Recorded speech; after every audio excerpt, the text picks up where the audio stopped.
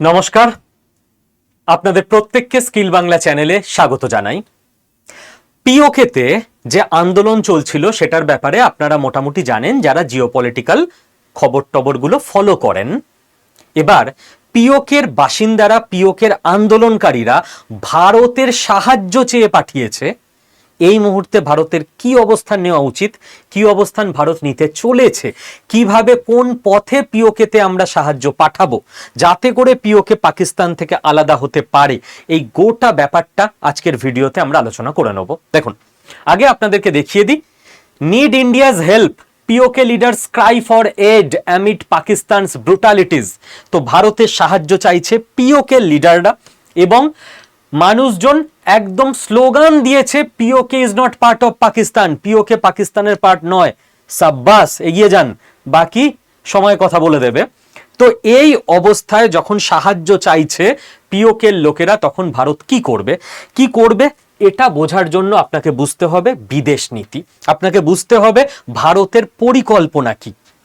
পিওকে তারা যখন একটা হেল্পের কল পাঠিয়েছে তখন ইন্ডিয়ার রেসপন্স কি হবে এটা আলোচনা করতে যাব আমি, কিন্তু তার আগে না আমরা একটু ইতিহাস বুঝে নেব। কারণ ইতিহাসকে যখন আপনি বুঝতে পারবেন, ওই ট্রেন্ডেই আপনি ফেলতে পারবেন বর্তমান এবং ভবিষ্যৎ কি হতে চলেছে সেটা। দেখুন, ইতিহাস বোঝার আগে ভারতবর্ষের মানুষদের মধ্যে কি কি রকম মানুষ আমরা দেখি। আমরা দেখতে পাবো 25% মানুষ এরকম যারা জানে যে ভারতের অনেক অংশ র্যাডিক্যাল মানুষজনরা কেটে আলাদা করে নিয়েছে। অনেকে বলে এই চট্টগ্রামে কি হচ্ছে আমাদের কি, ওরা বুঝুক, আমরা আমাদের দেশ নিয়ে বুঝবো। ওটা আমার দেশ না, ওটা আমার দেশই ছিল 80 বছর আগেও। ওটাকে র্যাডিক্যাল লোকরা কেটে অন্য দেশ বানিয়ে নিয়েছে। করাচিতে কি হচ্ছে আমরা ভেবে কি করব, ওটা আমার দেশ না, ওটা আমার দেশই ছিল 80 বছর আগে। এই ধরনের 25% মানুষের বক্তব্য, আর বাদ দে না, ভুলে জানা, যা হবার হয়ে গেছে।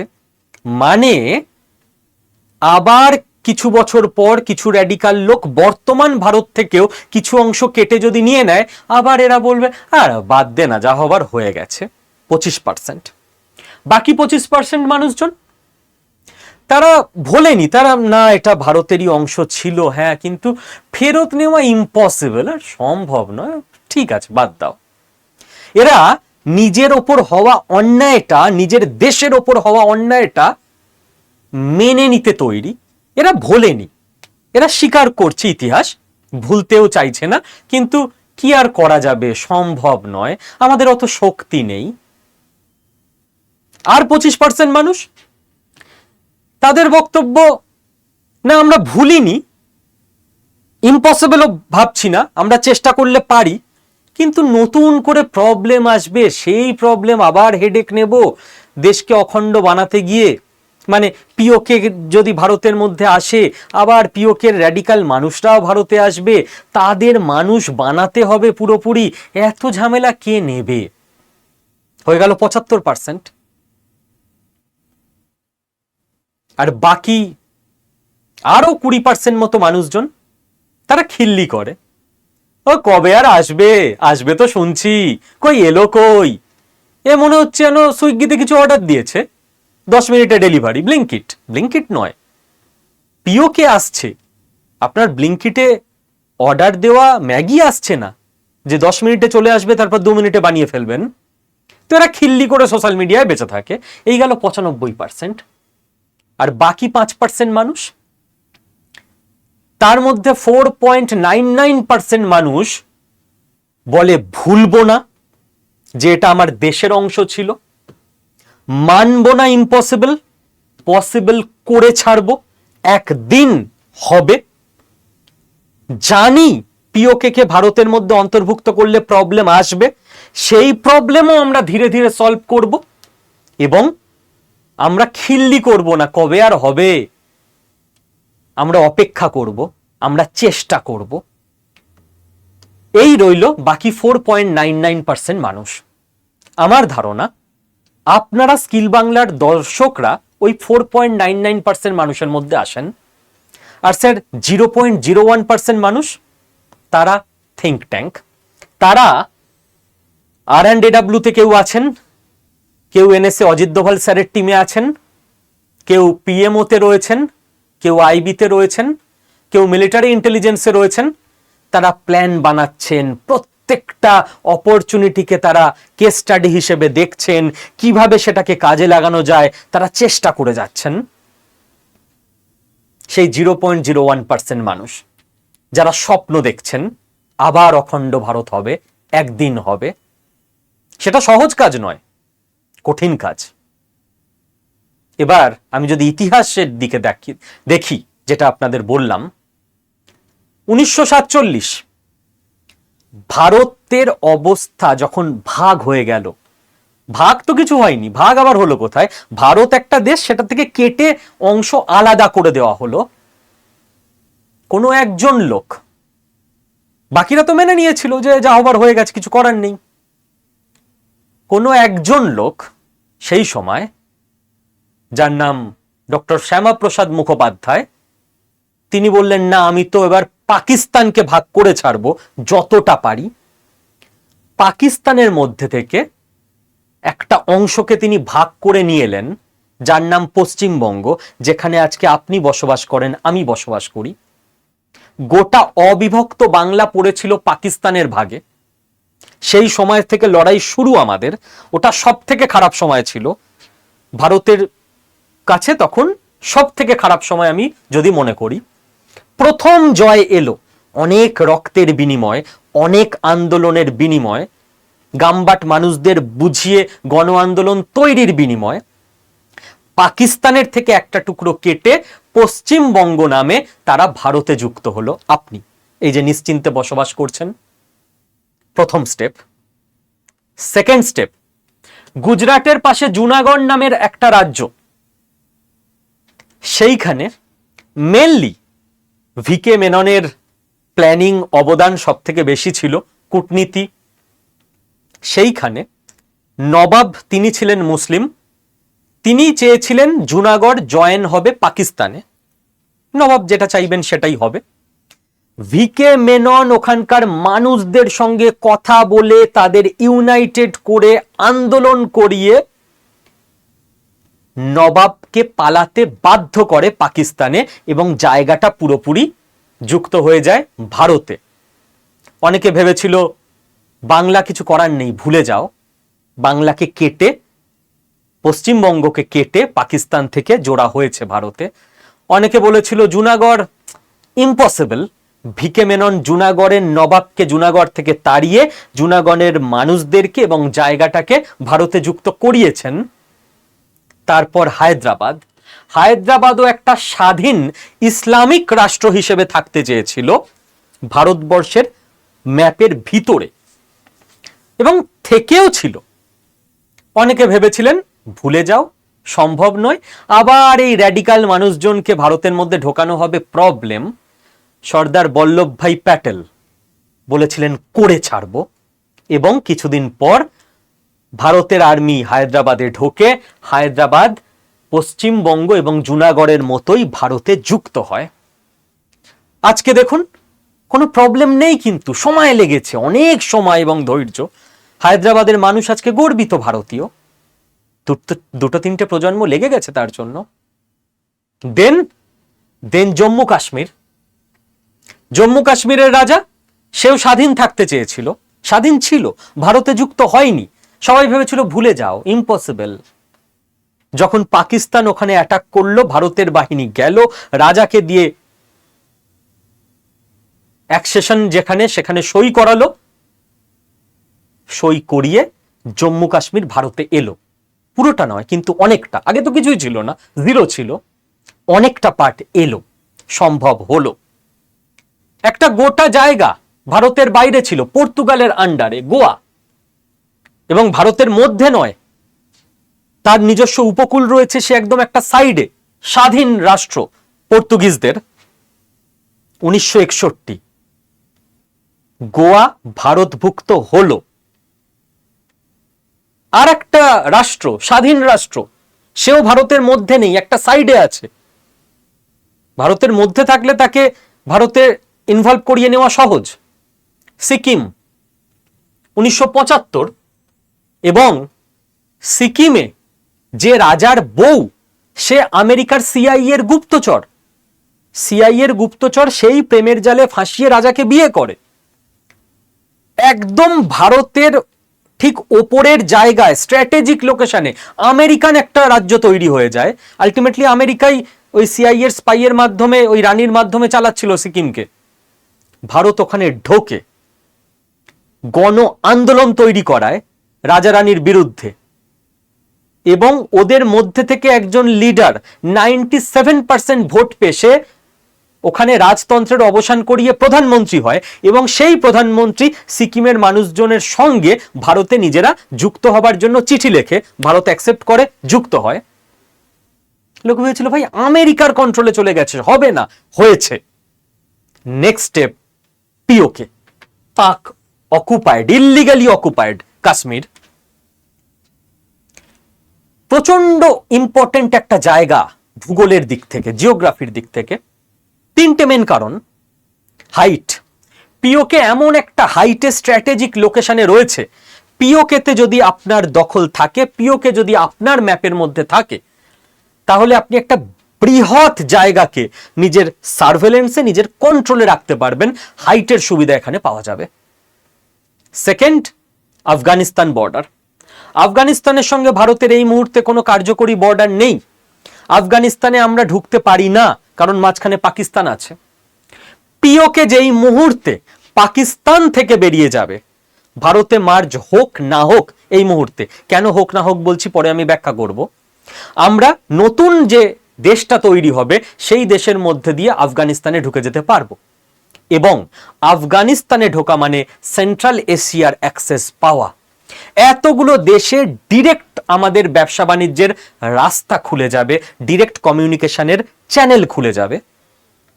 শুধু জিওগ্রাফিক্যাল বা ব্যবসা বাণিজ্যের উন্নতি নয়, গোটা ভারতের মধ্যে একটা কনফিডেন্স তৈরি হবে যে আমরা ইতিহাসের পুনর্লিখন করতে পারি, আমরা একটু একটু করে নিজের দখল হয়ে যাওয়া জায়গা উদ্ধার করতে জানি। ভারতবাসীর মধ্যে একটা কনফিডেন্সের সঞ্চার হবে।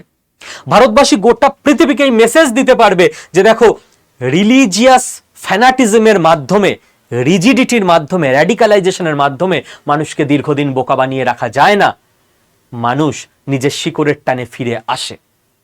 ভারত নিজেকে সুপার পাওয়ার হিসেবে প্রতিষ্ঠা করার দিকে আরো এক স্টেপ এগোবে, যে মিলিটারি না পাঠিয়ে, কোনো অত্যাচার না করে একটা জায়গার মানুষদের সম্মতিতে তাদেরকে ফিরিয়ে আনা যায়। এবং পিওকের মিশন অ্যাচিভ হয়ে গেলে ভারত নিজের নেক্সট মিশনে নজর দিতে পারবে। ভারতের নেক্সট মিশন কি এটা আমি ইউটিউবে বলতে চাইছি না, এটা আমি ইউটিউবে বলবো না। যেটা অ্যানাউন্সড, যেটা সবাই দেখতে পাচ্ছে, সবাই বুঝতে পারে, সেটুকুই আমি বলি। তার বাইরের লেভেলে যেটা রয়েছে আরো 10-15 বছর পরের ব্যাপার, যেটা সবাই এখন বুঝছে না, কত খবরের চ্যানেলে লেখা হচ্ছে না, অ্যানাউন্সড নয়, সেটা আমি বলবো না। যেগুলো গোপন রাখতে হয় সেটা আমি জানি, সেগুলো আমরা গোপন রাখবো। যারা মোটামুটি চর্চা করেন তারা বুঝতে পারছেন পিওকের পর নেক্সট কি। এবং এই যে পিওকের মানুষরা, যাদেরকে বোঝানো হচ্ছিল এতদিন ধরে যে তোমাদেরও রিলিজিয়ান ইসলাম, পাকিস্তানের মানুষদেরও রিলিজিয়ান ইসলাম, তাই আমরা ভাই ভাই। রিলিজিয়ান মারাত্মক একটা সেন্টিমেন্ট, এবং ওখানকার মানুষজন সবাই যে প্রচন্ড শিক্ষিত এমন নয়। সেই মানুষজনকে যখন পুরো ভারত ভেবেছিল ভুলে যাও, অসম্ভব, নতুন প্রবলেম, কবে আর হবে, তখন নির্দিষ্ট কিছু গ্রুপ তারা দীর্ঘদিন লেগে থেকে ওদের বুঝিয়েছে যে তোমাদের হেলথ, স্বাস্থ্যের কি অবস্থা দেখো, পাকিস্তান তো নজর দেয় না। তোমাদের এখানে ইলেকট্রিসিটি নেই, তোমাদের এখান থেকেই ইলেকট্রিক তৈরি করে পাকিস্তান। এবং পাকিস্তানের রাজনৈতিক যে মানচিত্র, সেখানে তোমাদের প্রতিনিধিত্ব অ্যাজ সাচ নেই, তোমরা তো তৃতীয় শ্রেণীর নাগরিক। এবং তোমাদের যে পাকিস্তানিরা বোঝাচ্ছে যে ইসলাম ওই দিয়ে জুড়ে থাকবে, পিওকের লোকেরা আর পাকিস্তান, তোমাদের প্রথম পরিচয় তোমরা কাশ্মীরি, তারপর রিলিজিয়ান। এটা মানুষকে রাতারাতি গিয়ে বলল আর মানুষ বুঝে গেল এমন নয়। এর জন্য অনেক কিছু লেখার মধ্যে দিয়ে প্রচার করতে হয়েছে, অনেক কিছু ছোট ছোট সভা সমিতি করতে হয়েছে, অনেক কিছু ওখানে রেডিও প্রোগ্রাম, টিভি প্রোগ্রাম করতে হয়েছে, অনেক কিছু এনজিও চালাতে হয়েছে, অনেক স্কুল কলেজ আলাপ আলোচনা করতে হয়েছে, অনেক গোষ্ঠী তৈরি করতে হয়েছে। আর এই বিশাল মহাযজ্ঞ হয়েছে সাইলেন্টলি। যারাই যজ্ঞ চালিয়েছে তারা কেউ কোনোদিন ক্রেডিটটুকুও নিতে আসবে না, এটাই তাদের কাজ, তারা পর্দার আড়ালে থেকেই কাজ করে। এটা যেমন করা হয়েছে পিওকেতে বোঝানো, তেমনি একই সঙ্গে ভারতের মধ্যে এই মুহূর্তে অরিজিনালি ভারতের কন্ট্রোলে থাকা জম্মু কাশ্মীর, সেখানে ভারত সরকার, ভারতের মিলিটারি এত পরিমাণ দয়া দেখিয়েছে, মিলিটারিকে পাথর ছুঁড়েছে, মিলিটারি রক্তাক্ত হয়েছে, তবু ওই বাচ্চা ছেলেগুলোকে, ইয়াং ছেলেগুলোকে যাদের ব্রেন ওয়াশ করা হচ্ছিল, তাদের উপর ইন্ডিয়ান আর্মি কোনো হার্ড স্টেপ নেয়নি। চাইলেই এনকাউন্টারে মারতে পারতো, মারেনি। তখন ভারতবর্ষের 95% মানুষ আর্মি কি করছে, দুর্বল, প্রশ্রয় দিচ্ছে। আর্মির মাথায় রয়েছে লং গেম প্ল্যান, যাতে এদের বোঝানো যায় যে দেখো ভারতে যারা রয়েছে কাশ্মীরি, তারা ভারতীয় আর্মিকে পাথর ছুড়লে ভারতীয় আর্মি পাথর খেয়ে নিয়েও তাদের বোঝায়, তাদের ওপর অত্যাচার করে না। আর তোমরা তো কিছু বললেই পাকিস্তান এসে তোমাদের পেটায়, তাহলে কারা ভালো আছে? আর এটার জন্য ইন্ডিয়ান আর্মিকে যে কি বিপুল আত্মবলিদান দিতে হয়েছে, কেবল এই আশায় যে আমরা পাথরটা পর্যন্ত খেয়ে নেব, বাট দেশের স্ট্যান্ড পয়েন্টের এগেনস্টে গিয়ে এনকাউন্টার করব না, কারণ একটা এনকাউন্টার পুরো পিওকের গেম প্ল্যান আমাদের ভেস্তে দিতে পারে। বাট এত তলিয়ে ভাববেই না মানুষ। আর্মি পাথর খাচ্ছে, আর্মিকেই গালি দিচ্ছে মানুষ। যখন ভারত একের পর এক রোড বাড়িয়েছে, ব্রিজ বানিয়েছে, ট্রেন দিয়েছে কাশ্মীরে, তখন লোকজন সমালোচনা করেছে, আরে কাশ্মীরে এত কিছু দেওয়ার কি আছে, ওরা তো ইন্ডিয়ান আর্মিকে পাথর ছোড়ে, ওদেরকে কিছু দেবেন না, না খাইয়ে মেরে ফেলুন। ওটা আবেগের কথা। ভারতের থিঙ্ক ট্যাঙ্ক জানে যে ওদেরকে বেশি করে দিয়ে যেতেই হবে, তবে বোঝানো যাবে যে মেরেছ কলসির কানা, তাই বলে কি প্রেম দেব না। তবে পিওকের মানুষের মনে ইমপ্রেশন ক্রিয়েট করা যাবে, তবে ভারতের লং স্ট্যান্ডিং গেম প্ল্যান সফল হবে। এবং তার জন্য কত মানুষ যে গালি খেয়েছে, বৃহত্তর ভারতবর্ষের মানুষ বুঝতেই পারেনি তাদের গেম প্ল্যান কি, তারা সহ্য করে গেছে। আর্মি ইন্টেলিজেন্সের লোকেরা, তাদের নামও আমরা জানি না, জানবো না, তাদের নাম কোনোদিন প্রকাশ্যে আসবে না, কিন্তু লং টার্ম অ্যাচিভমেন্টের জন্য তারা এই প্রত্যেক দিনের কষ্ট, অপমান সবকিছু সহ্য করে গেছে। এবং লাস্ট অবধি আমরা দেখেছি এগুলোর ফলে কাশ্মীরের ট্যুরিজম বেড়েছে, কাশ্মীরের মানুষের ইকোনমি বেটার হয়েছে, এবং পিওকের মানুষকে ইজিলি বোঝানো গেছে, দেখে নাও কাশ্মীরে কি চলছে, আর তোমরা কেমন আছো, তো থাকতে চাও পাকিস্তানে? তবে গিয়ে ওদের মুখ দিয়ে এই স্লোগান দেওয়ানো যাচ্ছে, PoK is not part of Pakistan. এমনি এমনি হচ্ছে না, বোঝা গেল। এবার স্যার ভারত তাহলে কি করবে? ভারত ধৈর্য রাখবে, পারফেক্ট টাইমের জন্য অপেক্ষা করবে। 1971-এর বাংলাদেশ স্বাধীনতার যুদ্ধ মনে করিয়ে দিই। এপ্রিল মাসে ইন্দিরা গান্ধী প্রধানমন্ত্রী স্যাম মানেকশকে বললেন get ready for war. Sam Manekshaw বললেন আই গ্যারান্টি ইউ ডিফিট, এই মুহূর্তে আমরা যুদ্ধে গেলে আমাদের পরাজয় হবে, আমাকে টাইম দিন 8 মাস, যুদ্ধ শুরু হবে ডিসেম্বরে, অল্প টাইমের যুদ্ধ হবে, আমরাই জিতবো, পাকিস্তানকে দুটুকরো করে বেরিয়ে যাব। এটা কাপুরুষতা নয়, এটা বিচক্ষণতা, এটাই বীরত্ব, এটাই বুদ্ধিমত্তা। রেডি না হয়ে দুমদারাক্কা লাফিয়ে যুদ্ধে নামা কাজের কথা নয়। একই স্টোরি রিপিট হবে পিওকেতে, মিলিয়ে নিন। ভারতীয় আর্মি অস্ত্র নিয়ে প্রথমে ঢুকে যায়নি বাংলাদেশে, বাংলাদেশের মুক্তিবাহিনীকে ট্রেনিং দেওয়া হয়েছিল এবং আর্মস প্রোভাইড করা হয়েছিল, সামনে তোমরা থাকো, পিছনে আমরা আছি। কারণ ইন্টারন্যাশনাল কমিউনিটির কাছে কি জবাব দেওয়া হবে? ভারত অন্য একটা দেশে ঢুকে যুদ্ধ করছে, সেই দেশের লোকেরা সেই দেশের সরকারের এগেনস্টে অস্ত্র ধরেছে। যখন মানবতার প্রশ্ন এসে যাচ্ছে তখন ভারত গিয়ে পাশে দাঁড়াচ্ছে। Narrative important. ফিনান্সিয়াল সাপোর্ট দিয়ে যেতে হবে। মুক্তিবাহিনীকেও ভারত দিয়ে গেছিল, পিওকেতেও, জানি না। প্ল্যাটফর্ম দিতে হবে আজকের দুনিয়ায় পিওকের যারা আন্দোলনকারী, যাতে সারা পৃথিবীর মিডিয়া তাদের আন্দোলনের কথা কভার করে, সেটা ভারতকে নিশ্চিত করতে হবে। এটা আমার মনে হয় ভারতের দায়িত্ব, এবং আমার মনে হওয়ার অনেক আগে যাদের মনে হওয়ার দরকার আমি জানি তাদের মনে হয়ে গেছে। ইন্টেলিজেন্স দিয়ে সাপোর্ট দিয়ে যেতে হবে পিওকের আন্দোলনকারীদের, যে তোমাদের আন্দোলনের মধ্যে এই লোকটা পাকিস্তানের চর। যতটা ইনফরমেশন ভারত দিতে পারে পিওকে দেওয়া উচিত। ফরেন সাপোর্টের ব্যবস্থা ভারতের তরফ থেকে করে দেওয়া উচিত। যেরকম বাংলাদেশ যখন স্বাধীনতা ঘোষণা করেছিল, ইন্দিরা গান্ধী একের পর এক দেশে ফোন করে বাংলাদেশকে স্বাধীন রাষ্ট্র হিসেবে স্বীকৃতিটা পাইয়ে দিয়েছিলেন। তো পিওকের ক্ষেত্রেও সেটা দরকার হবে, এবং পিওকের মধ্যে এমন লিডার তৈরি করতে হবে যাদের পিওকের মানুষরা ফলো করবে, এবং যে লিডাররা ভারতের পক্ষে অবস্থান নেবে পিওকে স্বাধীন হয়ে যাওয়ার পর।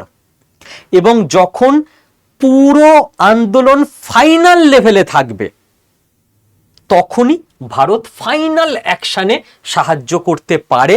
কিন্তু সেটাও মনে রাখতে হবে যে এই মুহূর্তে পাকিস্তানের কাছে নিউক্লিয়ার উইপন আছে, তো 1971-এর মতো ভারত মিলিটারি পাঠিয়ে দিতে পারে না। কিন্তু পিওকের লোকেরা যদি আন্দোলন করে, পাকিস্তান নিজের লোকের ওপর নিউক্লিয়ার উইপন চালাতে পারবে না। তো রাস্তা আছে নিউক্লিয়ার উইপনকে বাঁচিয়ে পিওকে আলাদা করে নেওয়ার, এবং ভারতকে সেই পথেই যেতে হবে। আশা করি ভারত যাবে সে পথে। এবার পিওকে কি ভারতভুক্ত করে নেওয়া উচিত, নাকি স্বাধীন রাষ্ট্র হিসেবে রাখা উচিত? আমি বলবো রুটি থিওরি এখানে ফলো করতে হবে। গরম রুটি একবারে মুখে পোড়া যায় না। রুটিটাকে আগে টুকরো টুকরো করতে হয়, তাতে ঠান্ডাও হয় এবং ছোট ছোট টুকরো হয়, তখন তরকারি দিয়ে মাখিয়ে গপ করে মুখে পুরে নেওয়া যায়। পাকিস্তান একটা বড় গরম রুটি, যেখানে মানুষ র্যাডিকালাইজড হয়ে রয়েছে। তাদেরকে আপনি নিজের দেশের মধ্যে ঢুকিয়ে নিলে অনেক প্রবলেম আছে, কিন্তু তাই বলে কি যেটা নিজের দেশের জায়গা সেটা নেব না? নেব তো বটে।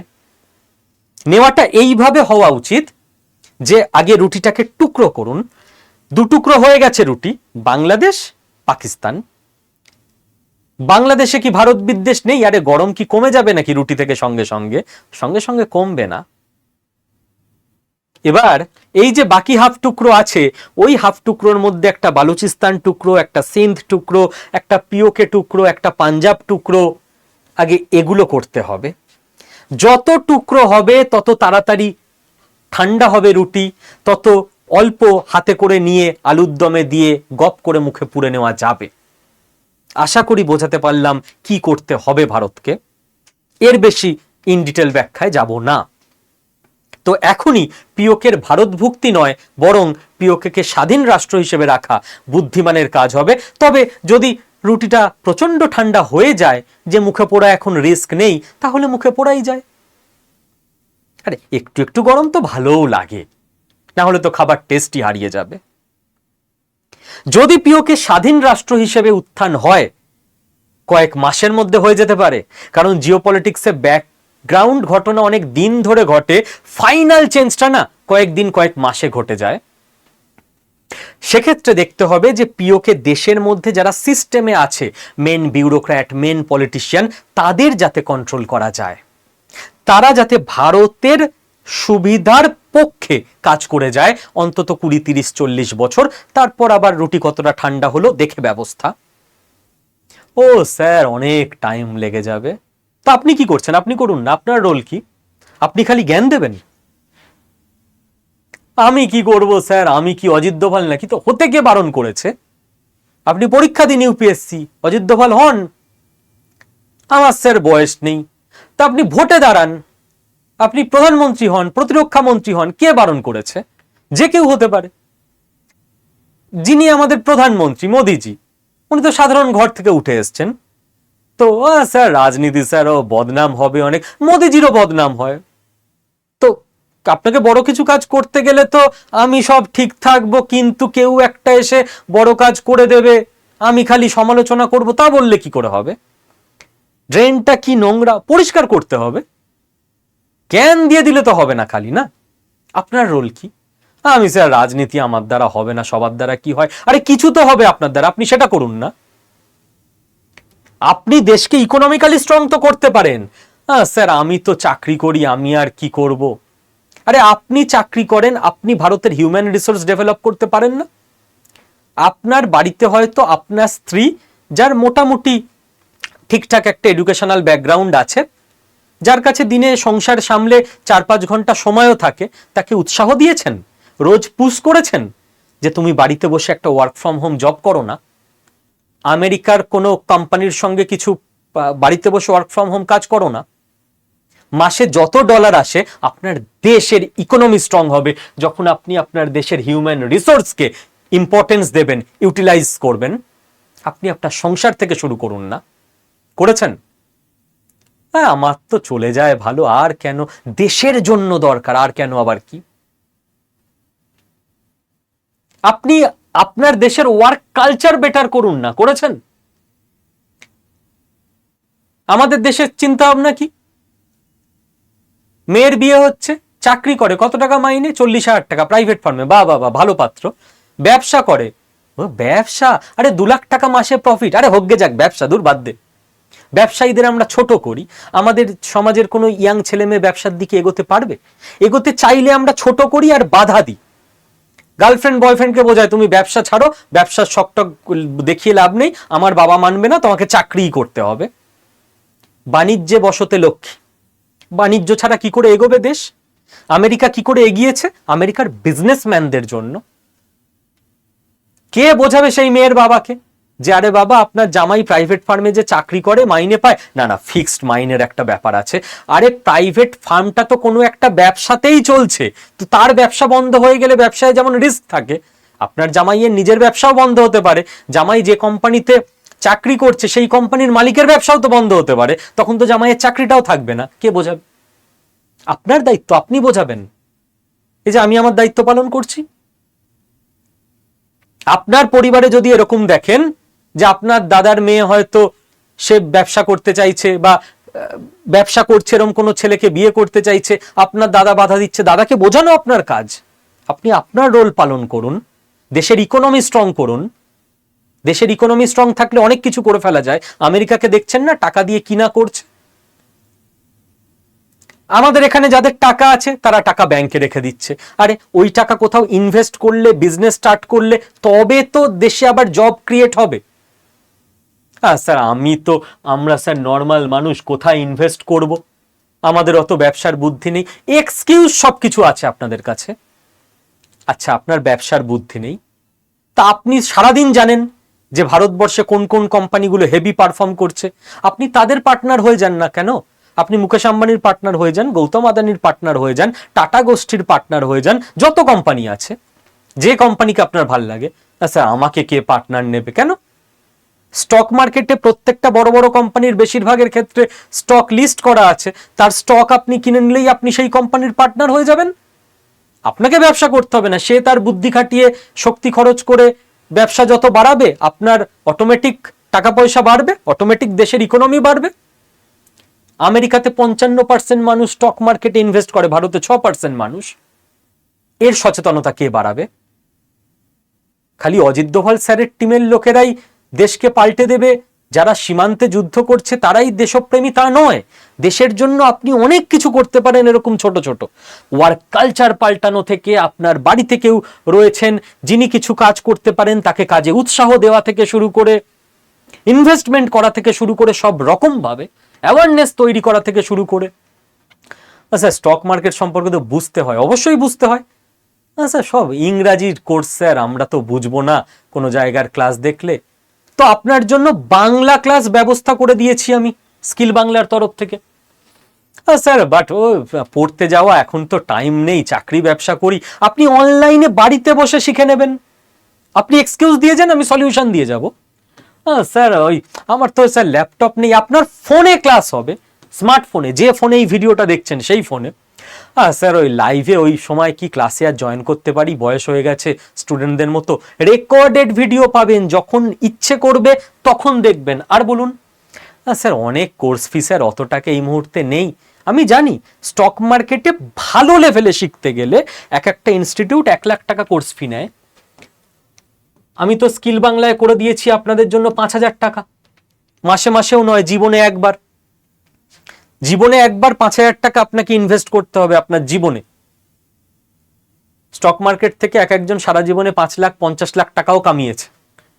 গোটা জিনিসটা বোঝার জন্য জীবনে একবার নিজের কেরিয়ারে 5,000 টাকা ইনভেস্ট করবেন, পুরো ফাইন্যান্সিয়াল লার্নিংটার জন্য, শেখার জন্য, সহজ ভাষায় বেসিক লেভেল থেকে। এর জন্য কোনো কমার্স ব্যাকগ্রাউন্ড লাগবে না যে স্টক মার্কেট কি।